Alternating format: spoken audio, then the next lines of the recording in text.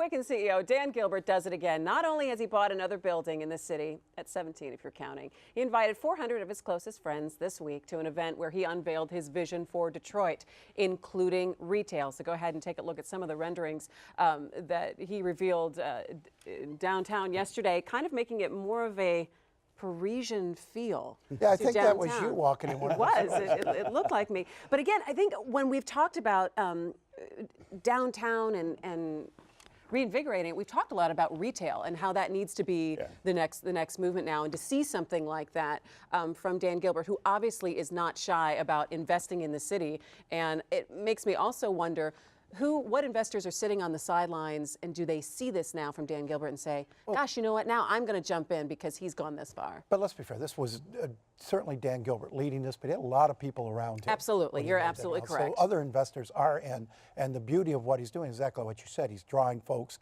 in with him. He's leading the way, but a lot of people saying, well, if he's going to put his money in, we will. And retail has been the missing link in this whole downtown comeback. You know, the residents are starting to come in. They're bringing a lot of new employees in, but there's still no place for the people who work downtown, and more importantly, the tourists who come in and convention goers to shop downtown. And there's not enough critical mass yet to support really large-scale retailing like a Target that, you know, they've been trying to get and what have you. But these small sort of odd, unusual shops that they're talking about, these unique stores and what have you, will create a sense of, hey, let's go down there, let's make that a destination place. And, you know, it's a good interim step to get shopping in Detroit. Yeah, and if you look at those renderings, in a lot of ways, this is returning downtown Detroit to the original vision of Augustus Woodward and the other people who planned the city and looked at sort of these sort of vistas that they wanted to create. You know, Cadillac Square, Grand Circus Park. Those are supposed to be gathering places for Detroiters. They haven't been for an awfully long time. It's really great to see somebody with a real vision to say, we could do that again if you get if you increase the density with retail, which has been the missing piece. Yeah. So you see but the next thing is he's coming out with, he wants to name the city now, rename the city Danville. No, no, he's not. All right. Well, see, say if he names it Danville, I love renderings and I love ideas. People will say, when can we actually see something like that, see something like this happen? Well, I mean, you're starting to see stuff like this right now. I mean, if you look at the former site of the Lafayette building across from the book Cadillac, that's now this really great urban garden. You see people there eating lunch, and you know, you can plant there and pick your vegetables and stuff. We're getting there. It's just, it's going to take a while, and we still have this density issue. The downtown is still way overbuilt for the number of people that we have. We got to get more people into those buildings, and then I think all this stuff. And start filling in the gaps in the skyline. And, yeah. you know. Yeah. All right. Well, it is time for headlines.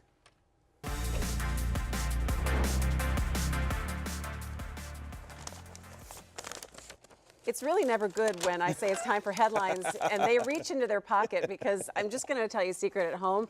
They're never prepared for the headline section. So I just wanted to start really quick, and I actually just wanted to get Stephen's take, because we've had so much attention on the Supreme Court this week and talking about gay marriage. Actually, I think Nolan should go first this week. No? Let her go first. Yeah. I don't know. Kristen McDonald, host of the show.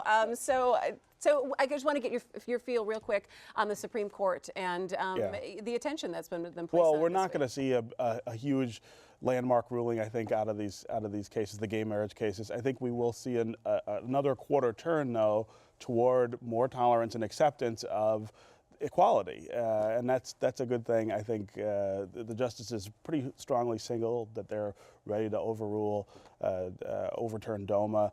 Not fully. Not fully, but we're marching toward the idea that people need to be treated fairly. It'll be a nuanced ruling. It always is from this court. They won't make sweeping policy. Okay.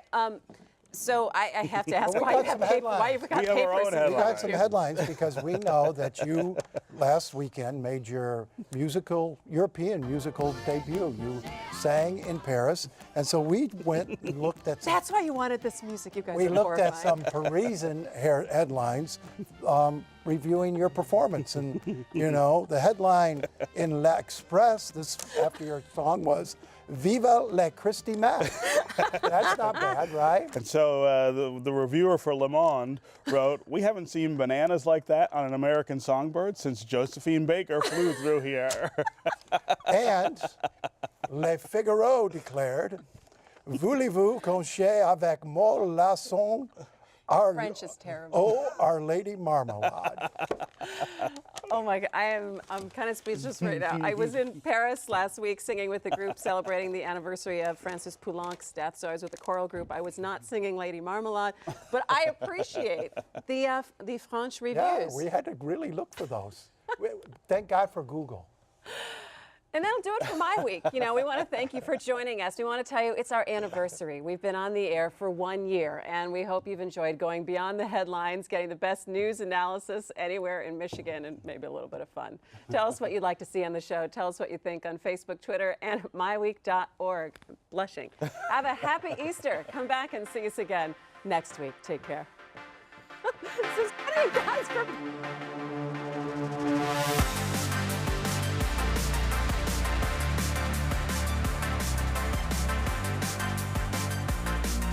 Business Leaders for Michigan is dedicated to making Michigan a top 10 state for jobs, personal income, and economic growth. Learn more at businessleadersformichigan.com. A route map shows you where we go, but not how we get there. Because in this business, there are no straight lines, only the twists and turns of an unpredictable industry. So the 80,000 employees at Delta must anticipate the unexpected and never let the rules overrule common sense.